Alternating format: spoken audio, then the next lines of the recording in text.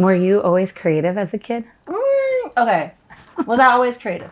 I was a ballet dancer, but I don't have any vivid memories of like drawing or anything artistic, but just dance. So what then drew you to go to school for design? I think there were two big moments of my life where I realized space matters. Okay. I think the first one happened when my brother was incarcerated when I was in high school, and he would end up being incarcerated for 15 years. It would start my family on this journey of going in and out of prison facilities.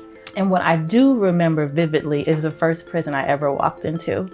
And that immediate reaction was, I don't want to be here. Right. No one should be here. Sans all the things of why the people were there, it was just a visceral feeling like this isn't the way people should traverse through spaces. So that was moment one. Yep. Then I went to college to study dance, and I didn't get financial aid. And I said, I'm gonna join the military. I joined the United States Air Force in 2001, and I got to my first duty station in July. And then September 11th happened, and I was on my first of 4 deployments to the Middle East. And I was in this tent with about 14 other women, and I needed some privacy and I didn't have it. So I took some sheets, I hung it from the top of the tent, and I made 3 sheet walls around my cot. And that was the first space I ever created.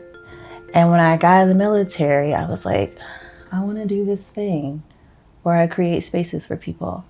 I know I want to do this tangible career path, right, but I'm not yet considering myself an artist, a creative, or a designer. Right. I know I want to do this thing. And I did a study abroad in Florence, and I remember I was in Rome and I saw Michelangelo's Pieta, and I just started bawling. I just started crying, and that was the first time I felt like a creative and an artist. I started to get my master's because I always knew I wanted to teach. My mom's a teacher, my aunt's a teacher, my mom has 2 other siblings who were teachers. So like education and teaching runs in our blood. Right. And that's why I got my master's degree, so I can teach in the future at the collegiate level. And you do teach now? I do. I do. I get to teach now full You're time. at SCAD. I am. And for Determined by Design, I know design equity has been your founding principle and what you've been focused on. Why did you want to start it? And second of all, what did you want to create? I started my firm because I was burnt out, and then I was like, all right, I could go work for another firm. But I really wanted to work for a place that had leadership that looked like me. And I was like, anywhere? DC, Maryland, Virginia, anywhere? So I was like, I'm gonna start my own business. The very first thing that I did when I started my business was a nonprofit project for domestic violence survivors. And everyone was like, wait, you quit your job, you don't have any money, you don't have a plan, and you're gonna do free work? Sounds great. Okay. It was 12 women and 32 children. It was transitional housing for domestic violence survivors. For design, it really is about that end result, that beautiful picture. And we had all that. We had this great before and after. But this woman, she came up to me and she said, Miss Kia, when I walked into this room, I realized change was possible for me. Oh. Yeah.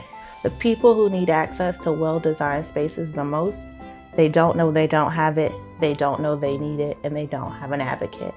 And I built my entire practice around being that advocate. There is a bias that exists when designing for low-income communities and predominantly people of color. And remember, one of the things that I'm teaching my students is I don't see demographics, I see people.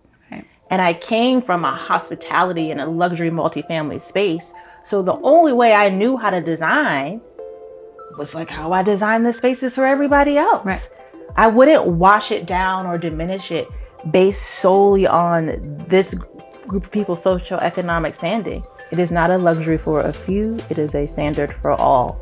And it's up to us collectively to elevate it for everyone. If you strip it all down, I got here because I constantly showed up as myself, and I was constantly doing the work to advocate for others and being in service of others. I got here because of empathy, equity, and service. Well, congratulations. Thank you, sis. Hey!